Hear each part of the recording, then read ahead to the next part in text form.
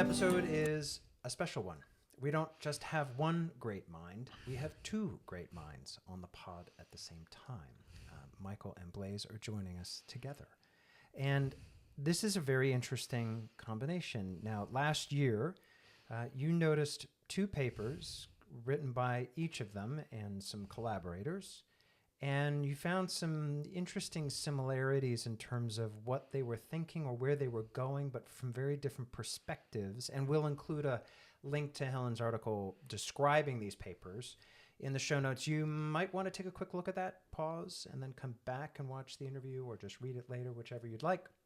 But why don't you give us a little briefing about what you found so interesting about them and why you wanted to put these two things together, which led to having them on the pod together. Well, first, the two papers, and I should read out the actual names in full. So on Blaise's side, it was Computational Life, How Well-Formed Self-Replicating Programs Emerge from Simple Interactions, which is a pretty good title because it's pretty much what it's about. But it's really about how this sort of I was drawn to that because it's like, oh wow, this is interesting, this idea that computation, life, simple interactions, it sounds very like complexity, all that kind of stuff.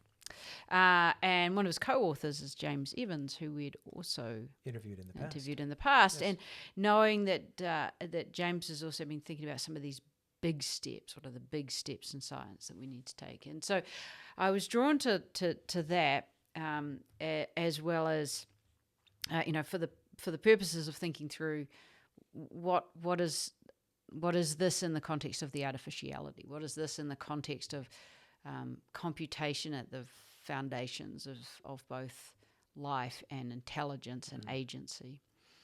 And then pretty much the same time, Michael Levin's work on and collaborators on classical sorting algorithms as a model of morphogenesis, and self-sorting arrays reveal unexpected competencies in a minimal model of basal intelligence. And what that paper is about really is very, very simple programs, 6 lines of code that you can see that we've known about for years, and people have used for years. There's nothing hidden. Being able to demonstrate sort of simple emergent behaviors in the same kind of self-organizing way. The thing that's really fascinating about both of them is a little bit about the timing for me. So the fact that it's about simple things, simple rules, simple bottom up, kind of like the game of life, but more, and both being involved in lifelike things and by AI type people, that kind of intersection. But also the fact that they were sort of at the same time. And I'm really intrigued about how our culture gets to the point that we all start getting to the same point through different routes. And that's a lot of what we do in here with artificiality, is getting to this same point of the intersection of human and machine intelligence, if you like, but from lots and lots of different angles. And these two guys do incredible work. I mean, the kind of work that Michael does is just so important for how we think about ourselves as cyborgs in a more productive, positive way than we would without his work, honestly.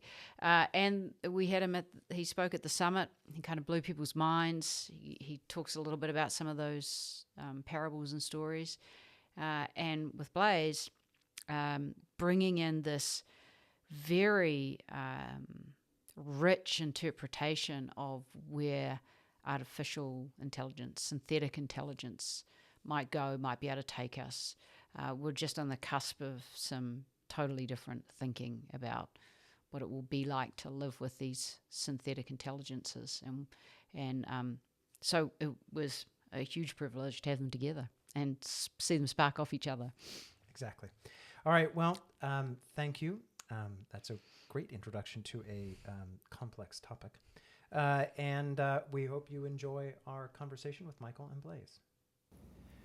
All right. Well, Michael, Blaise, thank you so much for joining us today. This is a conversation that I feel like we've been preparing for quite some time, but we're really thrilled to have you here Thanks for at having the us. same time. That's great. I'm delighted. Us too. Let's start with our opening question around inspiration. We'd love to know what inspired you down the research path that culminated in the two papers that we've found some interesting parallels and sort of ideas to combine. Maybe start with you, Michael. What's the journey that led to this work? I don't know how far back you want to go, but sort of my, my back to the beginning, I guess for me was just, I mean, I was really young, probably 5 or 6, and I had a lot of asthma. And we didn't, but where I lived, we didn't have access to any medications. And so what my dad used to do was take the back off of this ancient TV set, with the vacuum tubes and everything. And I was just completely mesmerized by the fact that someone knew how to put all that stuff together in just the right way to make the thing work. And so we had lots of discussions about what engineers do and what electricity is and whatnot. And I just thought that was amazing because you could actually learn that, right? It was kind of magic, but also reliable, because he said you could go to school and learn, and then you could do it too. And then I spent a lot of time outside. And I had a friend who was very much into bugs and insects and things like this, and we would look at things, and I would say, okay, so here's an egg, and the egg is going to turn into a caterpillar, and that caterpillar eventually is going to turn into a butterfly. And unlike the TV, these things seem to have some sort of a preference about what happens, and they kind of put themselves together.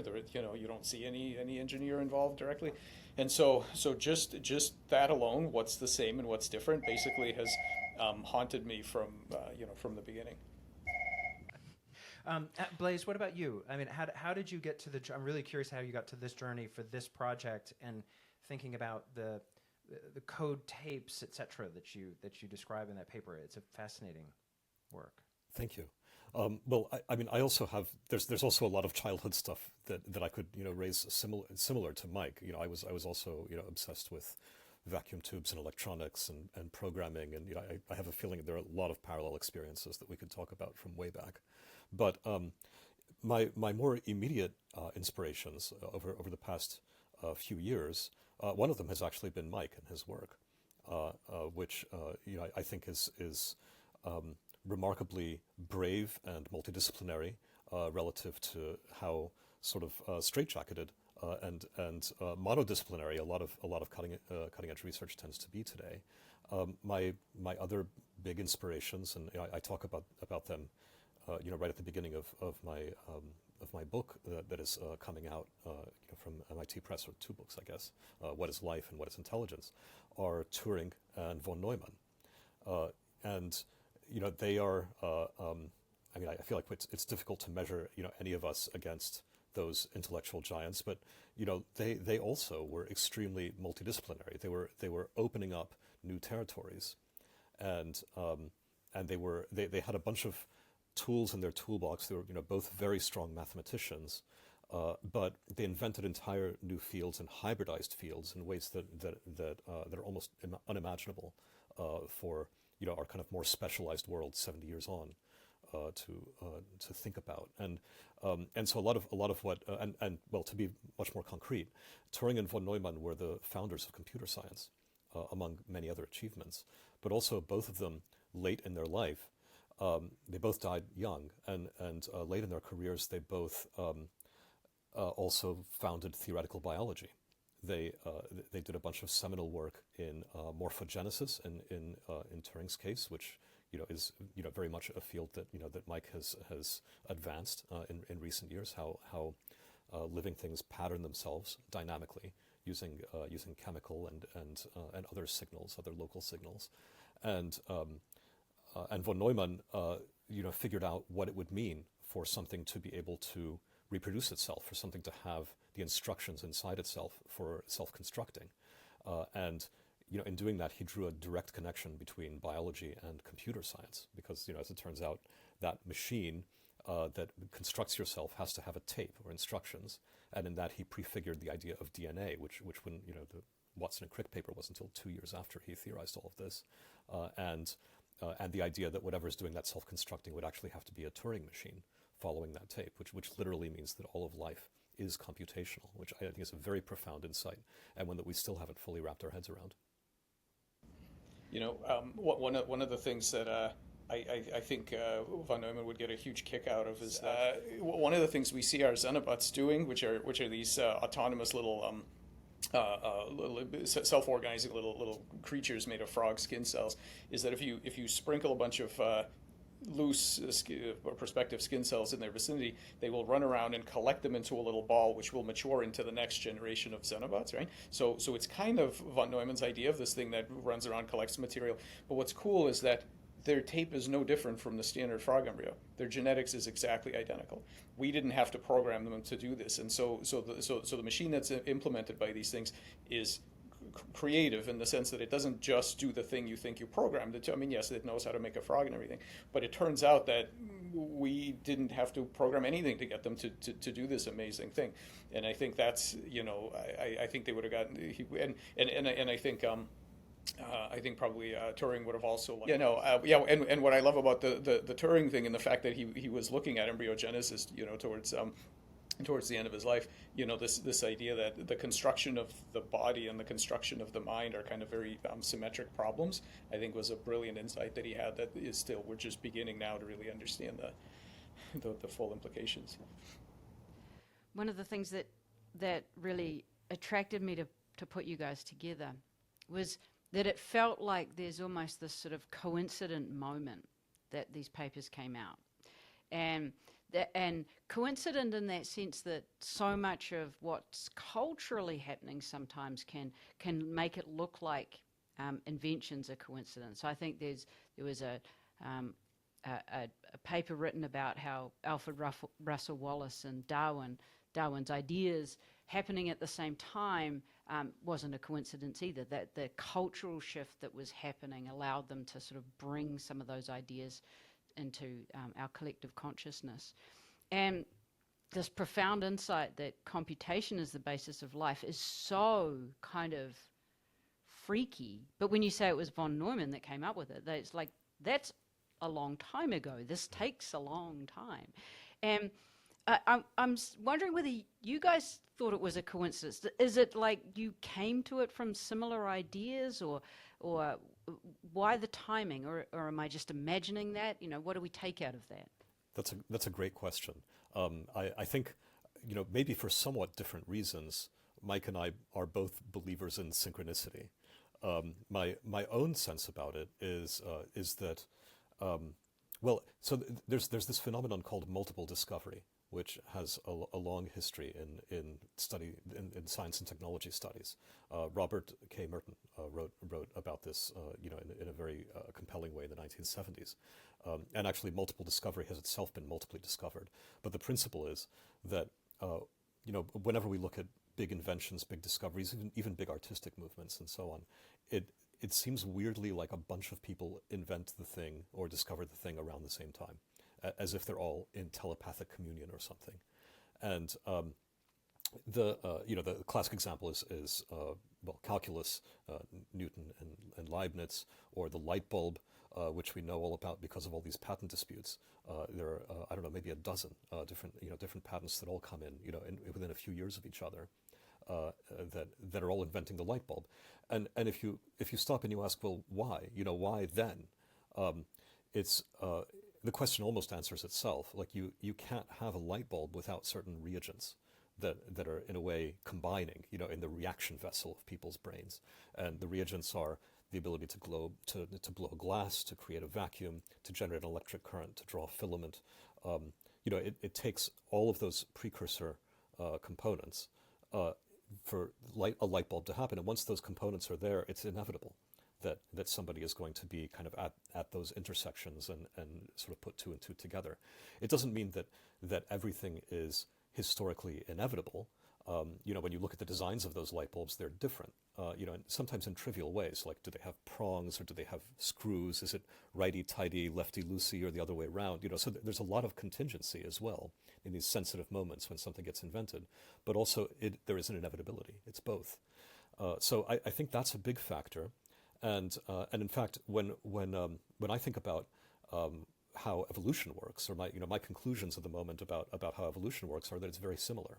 that it tends to involve symbiosis or combination among existing things, more so than just point mutation and kind of a random walk. And whenever you're combining things, it's exactly the same process as invention or discovery that's been happening in nature since the beginning. Yeah, I think my journey into AI was very much actually through evolution. And my stepfather sort of decided he was going to school me in evolution. That was his job.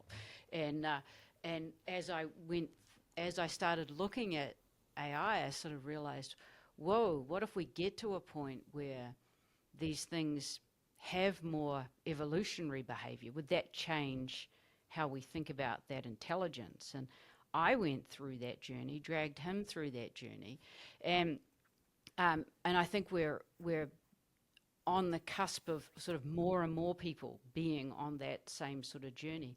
But when you think about computation as so, like, it just flips your thinking upside down. And when I read these papers, it was like, I kind of came away with a sense of, under no circumstances should we underestimate what happens at these little levels, at these low, and so, in some ways I've come to think of them as high levels. You sort of flip your thinking completely. So Mike, I read your paper and it was like, definitely don't underestimate what could be happening here. But then also I wondered how much you were sparking off each other as well, without necessarily even knowing it. Yeah, I just had a thought that I hadn't really realized before until Blaise just said it right now. Like synchronicity, and we can talk about some weird ideas that I've been playing with lately about how patterns get into various things and when they do and so on. But I didn't realize until just now that this business of multiple discovery, you could imagine, you could envision embryogenesis that way, for example, right? Because the standard process of embryogenesis is you have a whole number of competent problem-solving subunits trying to do things, and isn't it remarkable that they all do this? They all basically do one thing. They're all in alignment and in agreement. It's sort of a minimal version of multiple discovery. They all, and there are many aspects of this that are discovery, that are problem-solving, not mechanical, interactions that drive morphogenesis. But I think it actually is a weird minimal model of multiple discovery in anatomical space, of a bunch of subunits together coming to the same idea of what it is that they're going to do. I think that's not a bad description of it. I agree with that, Mike, and something that, so Mike and I talk a fair amount about our work as well. So in many ways, I think it's not a coincidence, even in the sense we were just talking about, that that many of our ideas parallel each other. But the way I think about it, function is something that comes along with life. When you have matter that is not alive, if there is matter that is not alive, then the point of it is that it can't be broken. If you have a rock and you break it in two, you now have two rocks. You don't have a broken rock. But something that is living, of course, can be broken. If you have a kidney and it's not working, then it's broken. That's meaningful because the rest of the body is relying on it for a certain function, for filtering urea from blood. But whenever you have function, that immediately means that you have multiple realizability, meaning that it's possible to achieve that function in multiple ways. And in a way, the hallmark of something that has function is the fact that if you block it, whatever needs that thing is going to find another way. In the same way that, for instance, if you're not getting enough oxygen, you have this aerobic metabolic pathway in your cells. There's an anaerobic pathway that kicks in. So there's lots of redundancy, lots of multiply realized systems in our bodies. Or I don't know, if your legs are injured, you'll crawl, and you'll figure out how to crawl if need be, in order to get across a room with some set of injuries, because the point is to get across the room, not just to move your legs in a certain way. If we think about shipping and logistics, technology, the same sort of thing, right? If the point is to get your package, it doesn't matter whether it came by rail or by truck or in some other way. Multiple realizability has kicked in because it's a purposive system or a functional system. So I think when you look at the programming in cells, because everything is about stuff serving functions for other stuff, about symbiosis between functions. Multiple realizability is the rule, not the exception. Yeah, and that's a very interesting point about being broken. The other thing that comes in is being able to make mistakes, right? So chemistry doesn't make mistakes. Chemistry just does what it does, and there's no example, there's no way of saying that it made a mistake. But morphogenesis, it can certainly make mistakes. It tries really hard not to, but it can. It can be fooled, and then One of the things that this always brings up for me is, for a long time, artificial intelligence had sort of a lot of inspiration from neuroscience, but a lot of that was kind of metaphorical. It was an analogy. It was kind of like, now it's kind of a lot of the neuroscientists saying, well, maybe it's not the same. A lot of the AI people saying there's limits on it. It feels like there's almost a richer vein in this crossover between like the kind of work that you're doing at this level of, and is that because of the information mindset or the computation mindset that you're seeing more opportunity from bioelectricity and that level of information to artificial intelligence, or backwards the other way from some of your work, Blaise? Well, I mean, from my perspective, the connection between neuroscience and AI is not metaphorical at all. It's direct. And in fact, most of the people who have made the key innovations, right up until the transformer, really that's the first exception, were people working at the intersection of neuroscience and AI. The shoe is a little bit on the other foot now.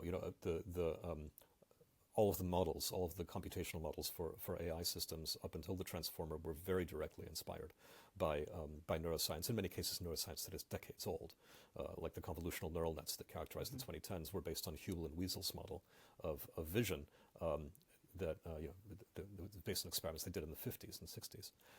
But the inspiration is very direct, even if the realizations of those for doing AI are radically simplified.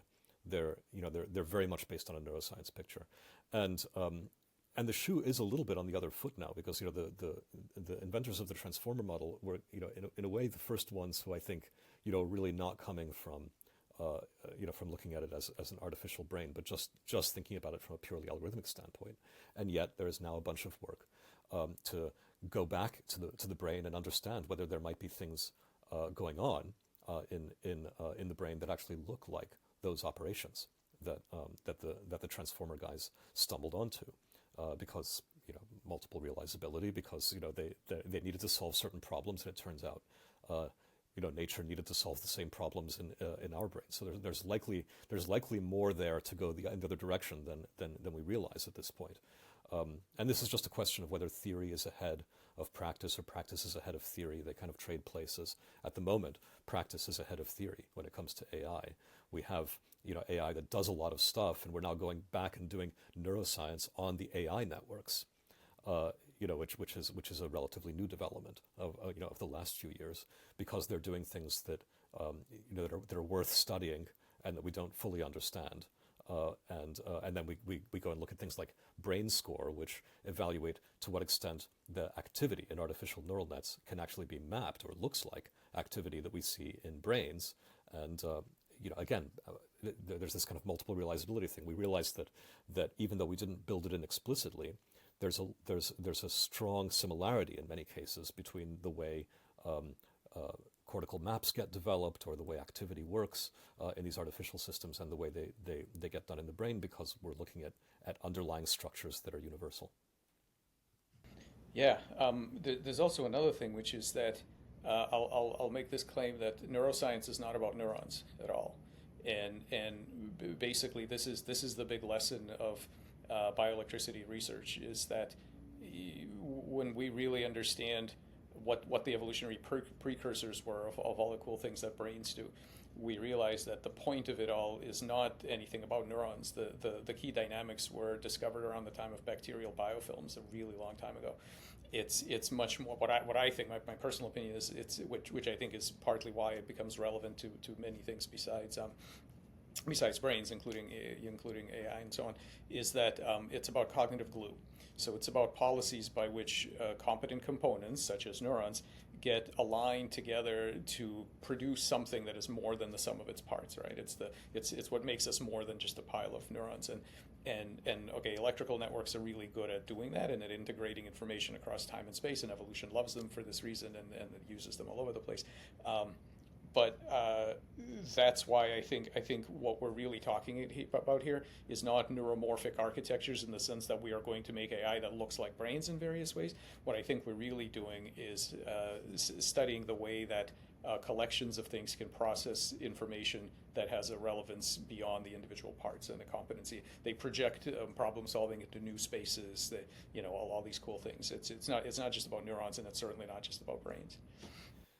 To build on that a little bit, the functional picture also includes this idea of composition, meaning every function is made out of functions, and those functions are made out of functions. It's like a fractal, and you build a complex function by putting simpler functions into very particular configurations with each other, composing them, and in that sense, neurons are only one level of a hierarchy that has a lot of levels that goes all the way down to molecules and all the way up to societies or the entire planet. And there are functional relationships at every one of those levels. One of the sort of cartoony ideas from neuro AI, computational neuroscience / AI, is, for instance, that the weights in an artificial neural network correspond to the strengths of synapses between neurons in the brain. We are not really sure that that's exactly the case. It's a cartoon that works in a certain way, but at the same time, we know that synapses are plastic. We also know that all kinds of other things in the brain are plastic. I just found out about one recently. Myelination apparently is activity dependent.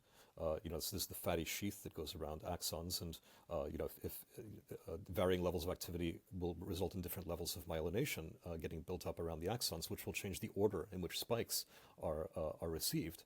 At a target, which changes everything in the brain. Spike order really matters. Or there are crazy things like the fact that the ARC virus, which was endogenized or became part of the germline of mammals a long time ago, seems to be essential for memory formation. Nobody really understands the details of exactly why that is.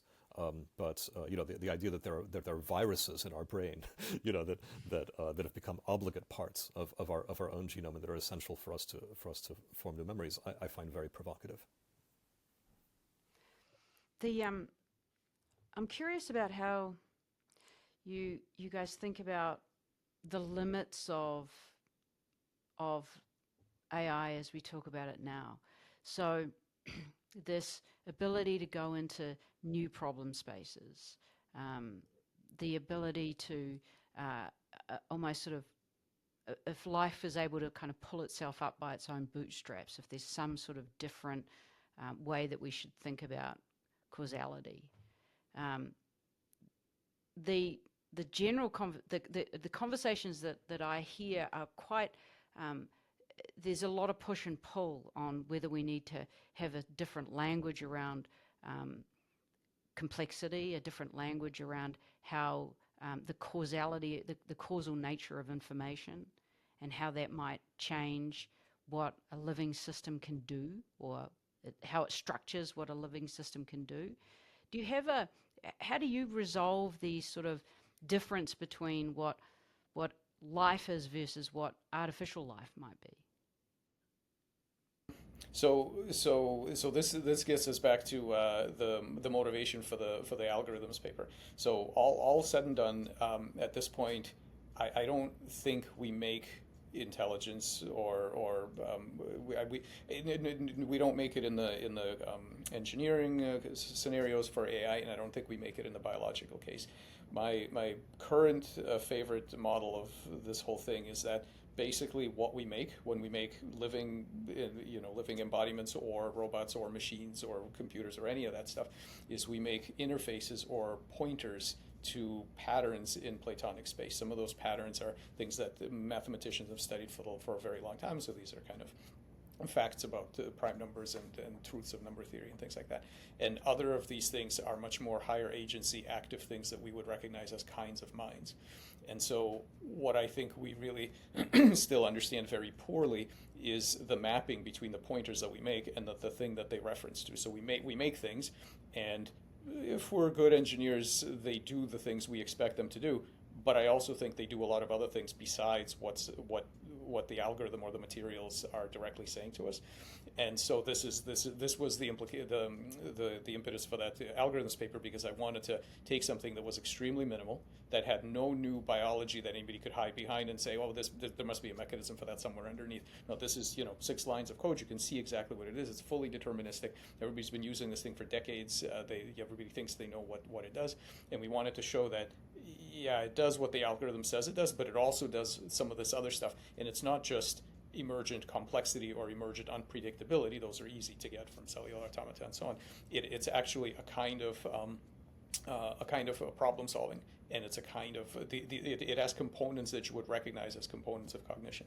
And so all that is to say that I think, as we think about the architectures that we make for AI, and some of them are a little bit brain-like and some of them are not, I think we need to be very, very careful not to assume that we know what we're actually making, because I've had discussions with people in that field who say, well, I make the things, I know what they do, it's just linear algebra. I say, well, you're just chemistry, except you're not just chemistry, and I'm not sure that they're just linear algebra. And that means that when we make things, I think we have to be very careful about making these pronouncements about what they can do, what they can't do, what they have. We are, I think, just at the beginning of a proper science of learning what do you get when you make certain systems. And for this reason, it's weird for biologists to say, but I don't think any of this is about life.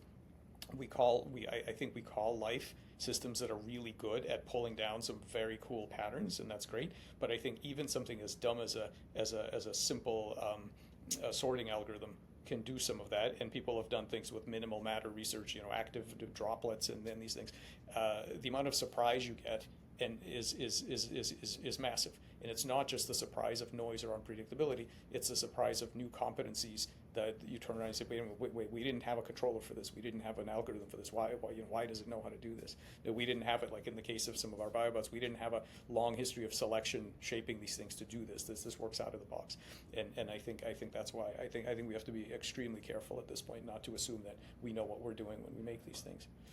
Well, I think in our when you gave the address at our summit, you left people at the end with a deep appreciation for how we shouldn't just assume we know what intelligence looks like, that we might not see it. Yeah, I agree with all of that. The word "just" gets abused a lot. Something that you raised, Helen, that I thought was interesting is this idea of causality. We have a classical idea of causality, which is that when you say X causes Y, that means X comes before Y in time and leads to Y. But the key property of living or purposeful or intentional systems is this kind of spooky reversal of causality. Say that a boulder rolls down a hill and squishes a car. If the boulder just happened to fall at that moment and the car happened to be there and it got squished, then you say, well, the fact that the car was there had nothing to do with the fact that the boulder rolled down. The boulder rolled down and it happened to squish the car. On the other hand, if somebody pushed the boulder, then you say the person pushed the boulder in order to squash the car. So it's actually as if the future is causing the past rather than the past causing the future. And that's a property of a system with agency, right, or intent or purposiveness. Or there's a purpose in rolling that boulder down. And the thing about that is, and this is something that Norbert Wiener and the cyberneticists back in the 40s, already realized. That is the hallmark of life. Purpose or function, right? The function in this case was to squish the car. It could have been done by other means if the boulder hadn't been available.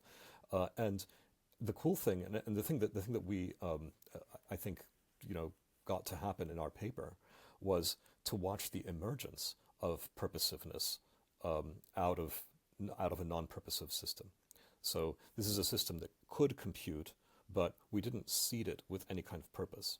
And what we saw emerge from it was, programs that looked as if they had been engineered for a purpose without there having been an engineer. Right? There was no intelligent design there. There was no spooky action. There was nothing that you couldn't trace exactly how it came about. But the thing is, in order for something to continue to exist or persist in the future, it has to start to bring about its own persistence. And that's abiogenesis. That's how life comes out of non-life, because it turns out that something that looks out for itself is more stable than something that does not look out for itself. Right? So that ability to grow or heal or reproduce is something that is selected for just by the laws of physics. And that's how biology emerges from physics, as a law of nature. And by the way, given what I said earlier about von Neumann showing that computation is necessary in order to do heritable reproduction, that's why computation is selected for as well, as a law of nature, which brings, at least to me, that's brought me to the idea that we should call our computers artificial computers. Because computation is everywhere in nature, as it turns out. We didn't invent it; we discovered it. So I tend to think, the word artificial is a bit unfortunate. I would rather that we use words like synthetic intelligence or synthetic life, because for me, life is not. Life is characterized by this kind of functional property and platform independence. So how it's realized, or what are the underlying system? What's the platform is secondary. I'm glad to hear you say that, because we're shifting our language. We've actually increasingly been using synthetic rather than artificial for very similar reasons. It seems to be, especially as the technologies, the intelligence, the what's being created by us at this point, although my mind is now spinning with the fact that we're talking about it creating itself. It is creating something that is synthetic, that is not just mimicking. And I sort of see artificial as something that mimics something, whereas this synthetic is something at times completely original and novel. I'd love to go back to your point about purpose and seeing how purpose emerges in the system. If you're to accept that at least part of the goal of creating synthetic systems is for these systems to work for us, for individuals, for teams, for humanity as an overarching, system. How do you think about the ability to give a system purpose, to corral that purpose, to have some way to manage the emergence of purpose? In something that at the moment you can observe the emergence of purpose happening, but as you said, you didn't design it, didn't direct it, and so forth. So I'm just curious how you think about that, and where there's some way to think about how to bound that emergence in a way that we would find that it's working for us. There may be other uses of these synthetics which we're not trying to corral, right? Just in service of us. But I'm curious about that context. But I'm also thinking about, I think, Mike, you talk about emergent cognition, which I think is a really nice phrase to sort of clarify what we mean by emergent there. Well, if maybe we could invert the order for this one. So we build AI systems to work for us. I think that's the usual framing. But we also work for it. And what I mean by that is, if you take for a moment, an AI's perspective, it very much exists at our pleasure. We engineer these systems, we provide the computation, the power. We keep the lights on, right? We spend serious money training them, and in that sense, we are mutually interdependent. Actually, their dependence on us is much more profound at this point than our dependence on them. So what that means is that purposiveness is a two-way street, and the things that persist in this world are things that form relationships with other things of mutual interdependence or of symbiosis, and that's why when we look at all of the AI agents that have survived, that people are still using nowadays, they are aligned in the sense, not in the sense that they all do things that we all love, because we are all misaligned with each other, and misalignment is actually really important. I think I think diversity is fundamental, but somebody has got to care in order for the thing to persist. When Microsoft made that Tay chatbot that began to go all Nazi, it was pulled off the internet very quickly.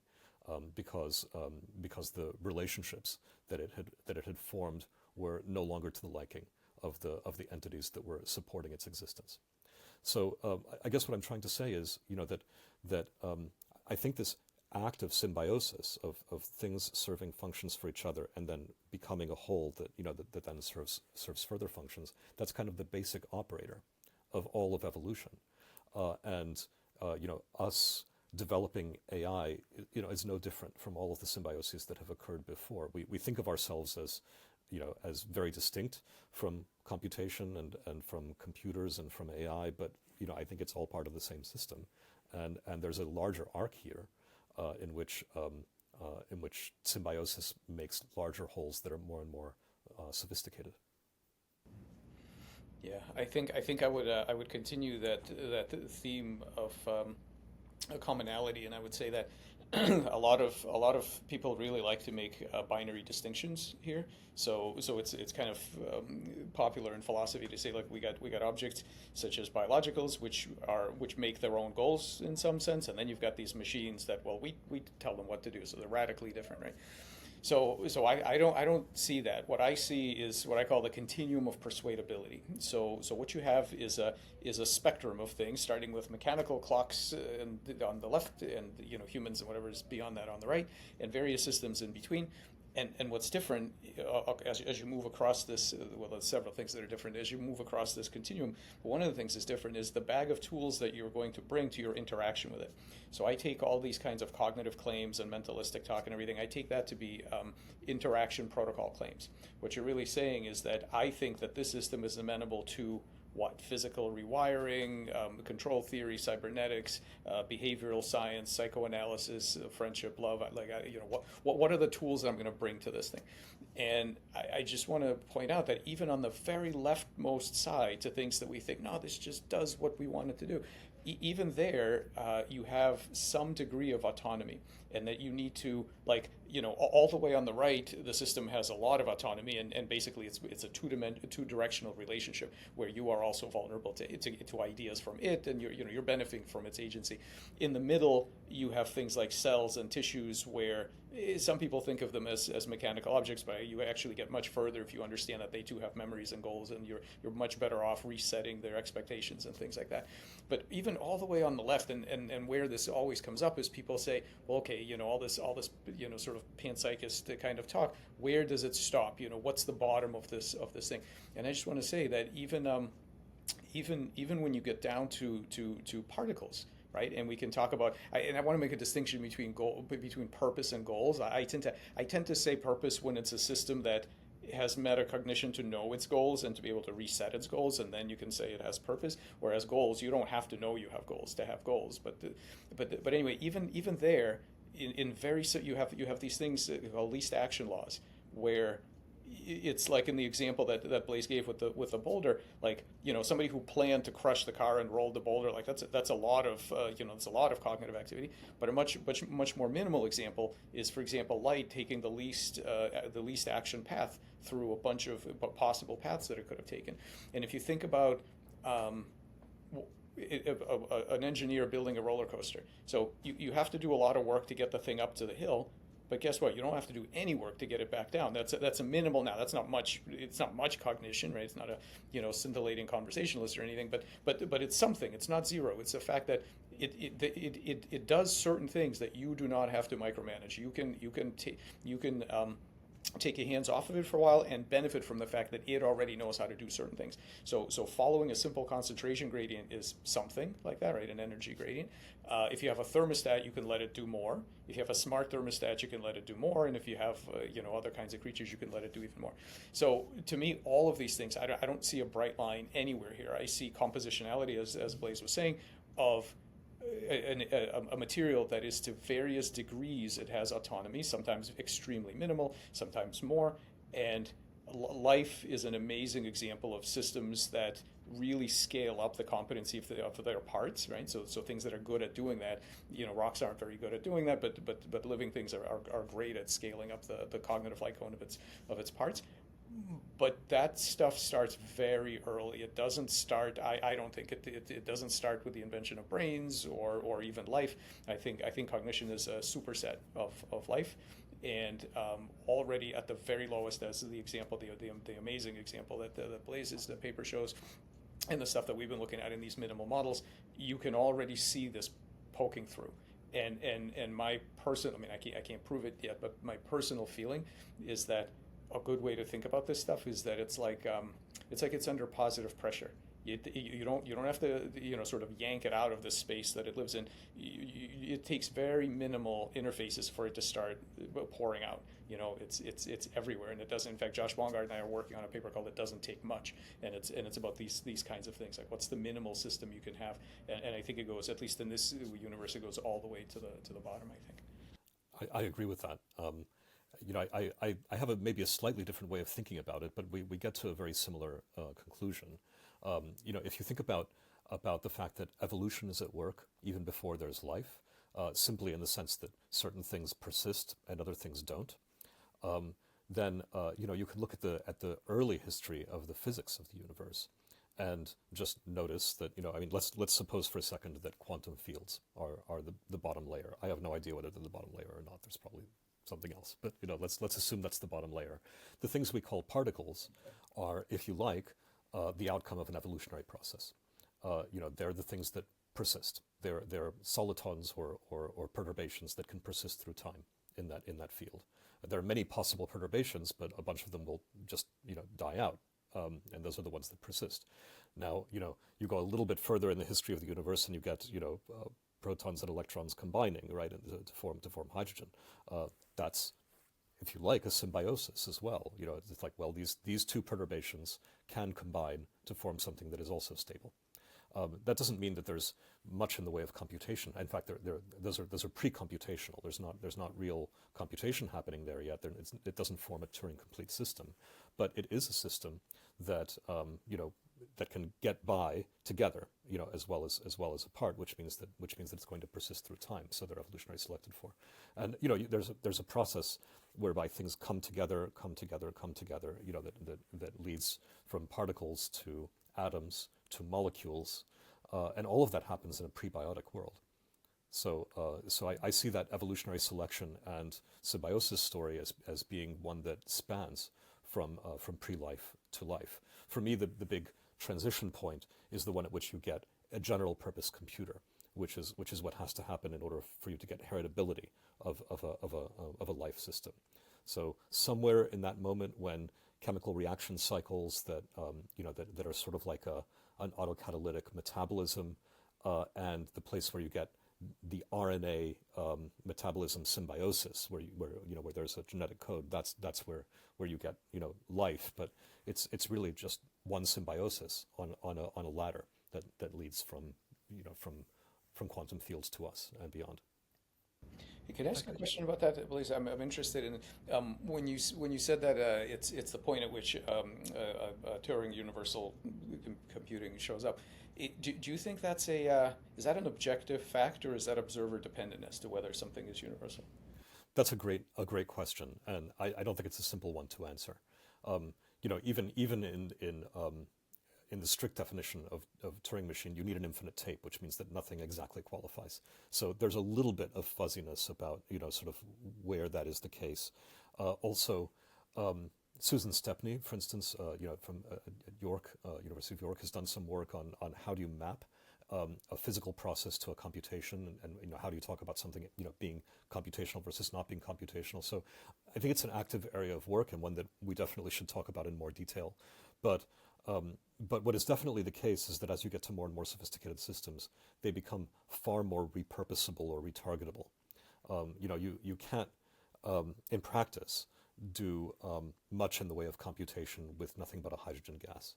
For instance, you need differentiation into parts that then combine in certain ways in order to form. But once you have something like an instruction set, once you have something that looks like a universal Turing machine, then it kind of opens the door to arbitrary functions being evaluated, arbitrary computations. There's a big expansion in possibilities when you get that. Which begs the question of where's the state of our understanding, or I mean, Mike, you're doing a lot of experiments, you bring a lot of tools to this.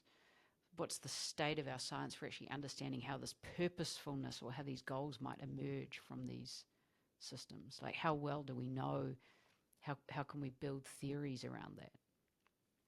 Yeah, no, I'm going to say not well at all, and part of it is, well, part of it is the issue of the word emerge, right? So this is, I mean, these are deep waters. Lots of people have discussed what it really means to be emergent, but to boil it down, the thing that I see is as I see two different perspectives. But one perspective is that emergence is basically surprise, right? It's just that, well, we had some components, they did something we didn't see was going to happen, and so it's just, well, then I guess it's emergent, because if you explain it, if you show exactly why it happens, and it's no longer, it's no longer, to the extent that your explanation is a good one, it's no longer emergent, is it? It becomes obvious. It's like this, somebody said that, all theorems are tautologies to God. Like if you really understand what's going on, it's not emergent anymore. And so if somebody shows me the rules of the game of life, I say, well, I have no idea what this is going to do, and von Neumann probably says, oh yeah, gliders, beehives, I get it. Like, obvious, it's not, why is it emergent, right? So the problem is this, if we like the label emergent, what tends to happen is people, and I've seen, when I talk about some of this Platonic stuff, some people will say, I say, look, isn't it amazing that this pattern, shows up? What would you say explains that? You say, well, that's just a fact that holds. It's just a fact that holds. And the problem is that once you've said that, well, the good news is that you have a minimal ontology, and you don't have to envision Platonic spaces or whatever, so you can think that you're going to stay physicalist. But the downside is that now you're into stamp collecting, so to speak, right? So now you can make a catalog of weird surprises that we get from time to time, and here are some facts that hold. But what it doesn't do is it doesn't let you find the next thing that holds, right? I think a much better way to think about this is as an ordered space, the way that mathematicians think when they say we're making a map of mathematics, that it's an ordered space of these surprises that you can have a systematic investigation of.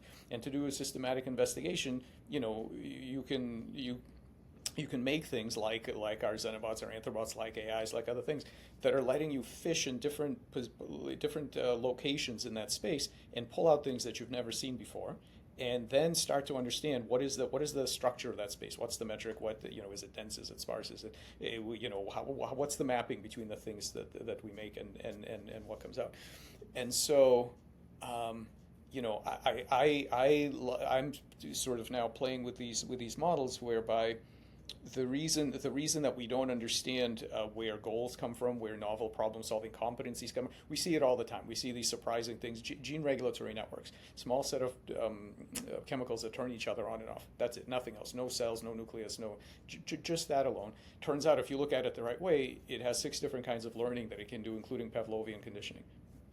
Just from the math, there is nothing that explains it other than the math enables it to work. It's a kind of a dynamical system level learning.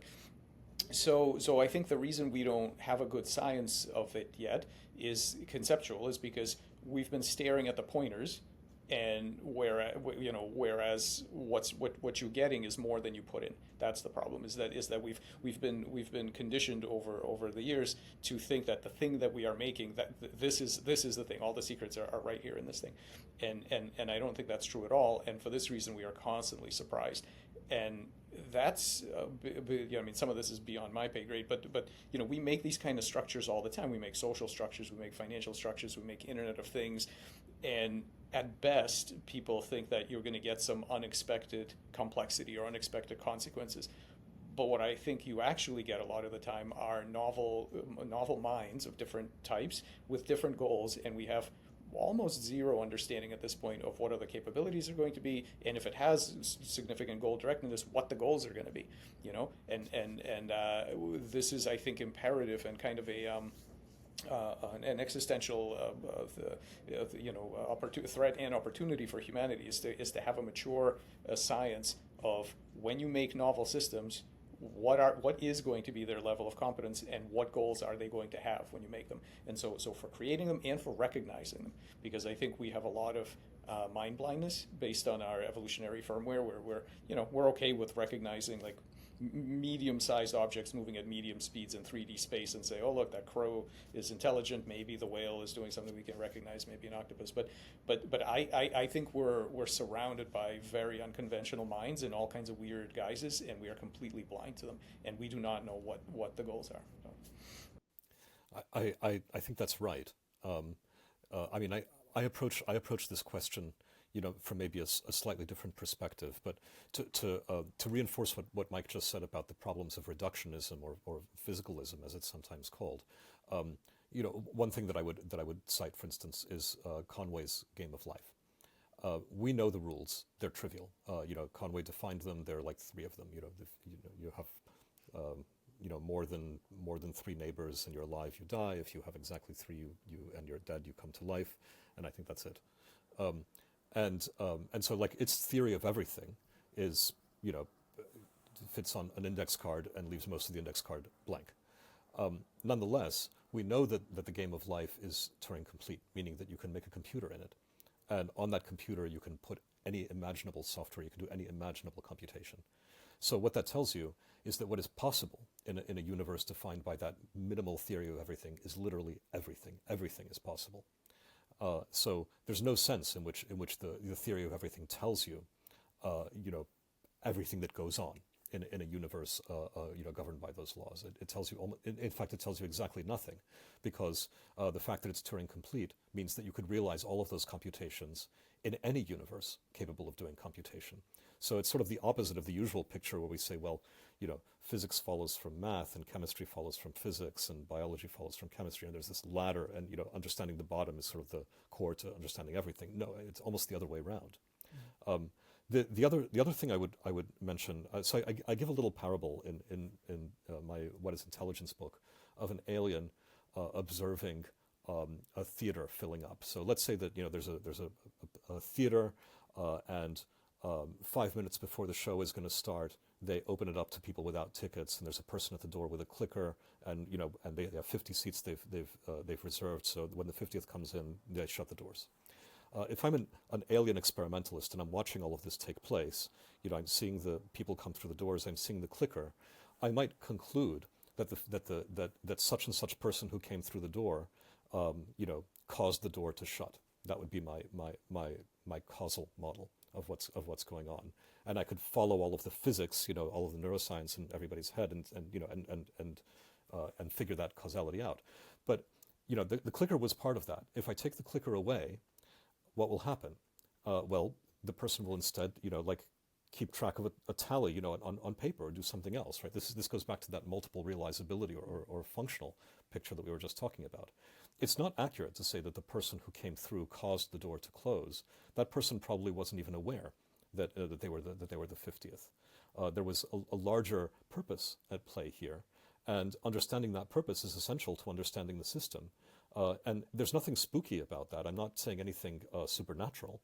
I'm just saying that in order to understand what is going on, you actually have to understand something functional, which is more than just following the mechanics of what synapses triggered what, or what chain of micro events in the physics triggered what.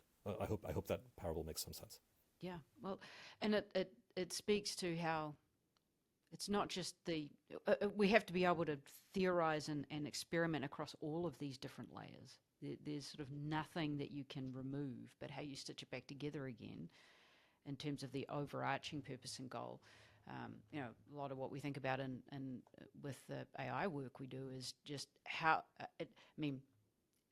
do we think about the progression of all of these ideas into systems that will, if we want them to be the most useful they can be are actually going to be completely, utterly foreign and probably not in our control. I mean, it'd be better that they're not in our control in some ways if we want the most useful system. But you have to change the frame of reference too, that for all of technology that we've created, everything has been following our instructions. And so, Blaise, as you talk about evolution and the evidence of that is what, or the result of that is what persists. The technology that persists today is based on the choices that we humans made. We chose VHS over beta. We chose that Flash doesn't exist because we chose something else. The kinds of choices that we've made about what persists or doesn't has been ours. But now we're entering a world where that cognition and decision making about the evaluation of systems, the evaluation of purpose, etc., is not solely human. We can see some of this as being a hybrid cognition today, and I think we're seeing that there's the possibility for completely independent cognition. But these sort of the choices that are made in the system about what exists and what persists or not will not be ours alone. And I think there's a fundamental shift in technology that is hard for a lot of people to get their heads around. Because all we've done is develop tools, and then we've decided whether we like the tools or not, and we either buy them or we don't. But that evaluation is not solely a human experience anymore. Yeah, I guess. I'm not sure. I'm not sure it was ever a solely human experience. It's just. I mean, we're certainly reaching some points where some things are going to be amplified massively. But what I've been toying with is, first of all, this notion that the distinction between patterns in some medium, for example, a cognitive or an excitable medium of a thinker, so to speak, between that and the physical machine, the thinker itself, right? And this came off of a statement that William James made, that thoughts are thinkers, and so you can start sort of flipping that mapping back and forth and start looking at things from the perspective of patterns, and whether or not something is an object, is a physical object or a pattern, is also very observer dependent. And so I came up with a parable too for this kind of thing, and it has to do with, it's just like this quick story. It's a bit based on some science fiction thing that I read years ago, loosely. It's these creatures come out of the earth, and they live in the core, okay, and so they're super dense. So they come out of the core, they come out on the surface of the earth. What do they see? Well, all of this stuff is all the things around us are just like a thin plasma to them. They don't even see it. It's a gas. And so one of them is a scientist, and he's watching this gas, and he says to the others, he says, I see some patterns in this gas. Yeah, well, what of it? Well, some of these patterns, they kind of look agentic a little bit. They look like they're doing things. And if you watch them carefully enough, it's just kind of, and meanwhile, they're walking around like we do through a garden when we disturb all the patterns of pollen and whatnot. We don't even know, and they say, well, that can't be. We're real beings. Patterns in a gas can't be anything. And he said, well, how long do these patterns last? Well, about 100 years. Well, that's crazy. Nothing interesting can happen on that time scale. So they're just like these temporary sort of whiffs.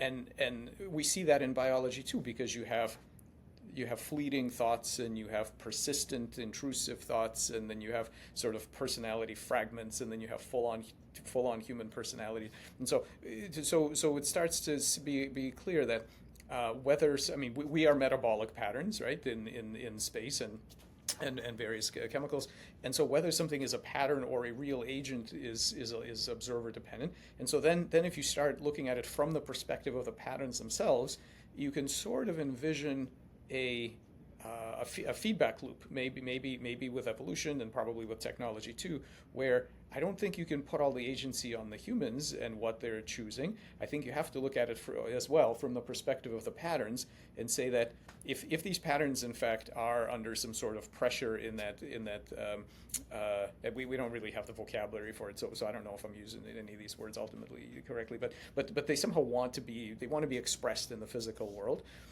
Then one thing you can see is how when evolution makes use of some of these things, and they're extremely powerful free lunches, when you can get patterns that you don't need to specifically evolve because you get them for free because there are certain facts that hold, right, in mathematics and computation and so on, then every time that happens, evolution gets to basically move further ahead, make something more sophisticated, which in effect brings down more patterns. So you have this kind of a co-evolution thing. And I think we have to start looking at it from the perspective of not just the humans and the machines and the objects and whatever, but from the actual perspective of the patterns themselves that are being ingressed into the physical world. Another similarly broadening. So Mike and I agree, I think that, when we say we, we've had control in the past, we have the agency, we make tools, not vice versa. I think there's a little bit of an illusion going on there in multiple ways. First, lumping ourselves together as a we, neglects the fact that, actually we're not all one thing. We're a lot of individual, agents that have lots of, both alignments and misalignments. And when you lump us all together, we are, a collective superintelligence, and I'm just talking about humans now. That we are a collective superintelligence that is both bigger and smarter, and in some ways dumber than we imagine or than we conceive. Certainly when we talk about sort of comparing, for instance, AI capabilities with human capabilities, I think we make all kinds of cognitive errors. A few years ago, we were comparing AI performance at various tasks with stuff that anybody can do. Like recognize a hat from a shoe or something. Like anybody can do that, and look, AIs can't even do that. Well, then they started to be able to recognize hats from shoes and be able to drive cars and so on. And now we're having arguments about whether they're really rational or not, because they can only do some math Olympiad problems, which the huge majority of humans can't do, right? Where the humanities last exam, which you probably have heard of, right, is a test that I think if you actually ran on humans, the median score would be 0. The questions on it are like, translate this this inscription in from a Palmyrian tombstone into English, or how many opposed tendons are there in the sesamoid bone of a hummingbird. Like nobody knows these things except specialists. So we're now starting to compare AI capabilities with the superhuman capabilities of collective humanity. And collective humanity is not really the same thing as an individual human anymore. What about the Earth as a living thing or an agent? There's this sort of idea of Gaianism, that came from Lovelock and Margulis. It contains all of us. Is it an agent? Is it alive? Is it not? I think by many definitions, it definitely has that sort of agency. It appears to homeostat itself in order to maintain various parameters in a range where, all of these kind of life functions can persist. But that doesn't mean that it's super intelligent. For instance, if there had been, asteroids, coming and about to destroy the Earth, it wouldn't have responded in any meaningful way. 100 years ago, it wouldn't even have been able to tell that there are asteroids coming at it. On the other hand, now we've started to have observatories and all kinds of stuff. Right, we're watching for all of these things, and if there were an asteroid headed for the Earth, we might actually be able to take some kind of action now. Send some kind of probe. Well, we have it. I have it in my calendar now. Was it 22nd of December, 2032?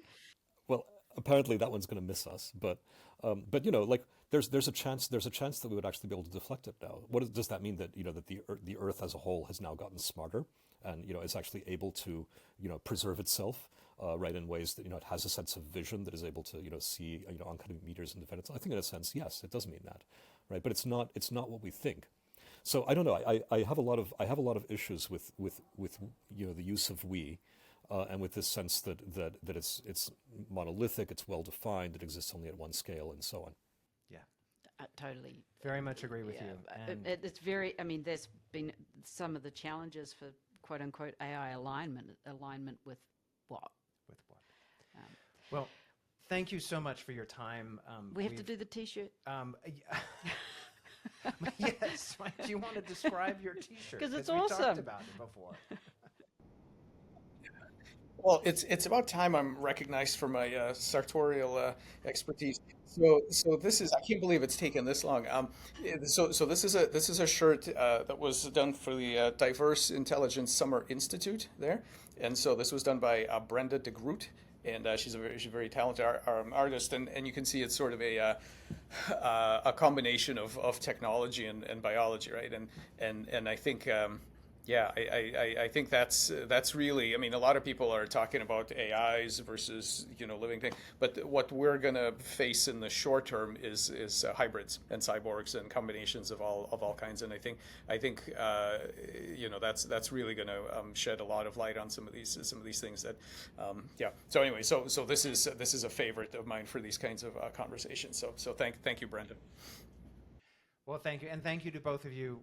We really loved this, and at least we could sit here for hours, but we won't keep up your time. But thank you so much for your time. Thank you so much for your work. It is completely enriches everything that we do. So we very much appreciate it. Yeah, and thank you so much. Yeah. Thanks for your great questions. Yeah. Amazing. Thank you so much. Yeah, thank you for having us here.